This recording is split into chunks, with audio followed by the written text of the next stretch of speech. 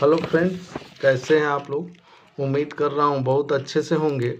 आज हम कुछ महत्वपूर्ण फैक्ट शेयर कर रहे हैं आप लोगों के बीच, जो आगामी परीक्षा स्वास्थ्य शिक्षा अधिकारी, खंड शिक्षा अधिकारी, UP triple S C, UP PP, SI, home guards, अन्य विभिन्न परीक्षाओं के लिए बहुत ही लाभदायक है। जैसे ओरेंजोलॉजी में स्वप्न विज्ञान का अध्ययन करते हैं।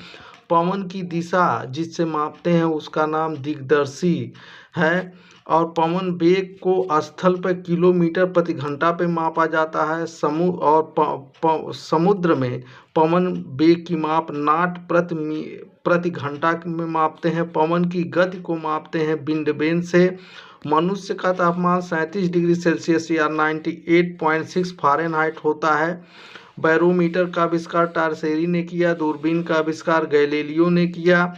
मेट्रोलॉजी में मौसम विज्ञान का अध्ययन करते हैं। जेरेंटोलॉजी में वृद्धों का अध्ययन करते हैं। मेढक का हृदय त्रिकोष्ठकी होता है। मछली का हृदय द्विकोष्ठकी होता है, और मगरमच्छ और मनुष्य का हृदय चतुर्थ कोष्ठकी होता है।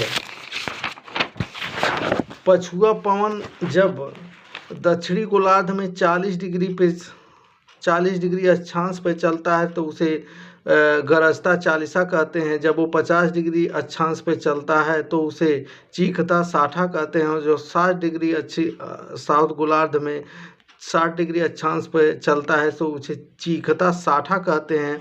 व्यापारिक पवनों द्वारा 35 डिग्री उत्तर या दक्षिणी गोलार्ध में जो हवाएं बहती हैं उसे अश्व अक्षांश कहते हैं।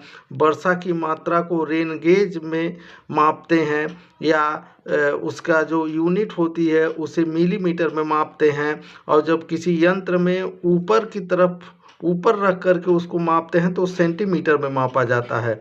भूकंप का जो अध्ययन करते हैं उस सिस्मोग्राफ में, और भूकंप की तीव्रता रिक्टर पैमाने या मर्केली पर होता है, जो 0 से 10 के बीच अंक होता है। 103 डिग्री से लेके 143 डिग्री अक्षांश तक भूकंप छाया क्षेत्र के रूप में जाना जाता है। प्राथमिक तरंगें, जो भूकंप की प्राथमिक तरंगें हैं, सर्वाधिक वेगवान होती हैं, जो केवल ठोस में चलती हैं। तो मित्रों, यदि आप इस फैक्ट को याद करते हैं तो एक प्रश्न अवश्य ही आपकी परीक्षा में मिलेगा। धन्यवाद मित्रों।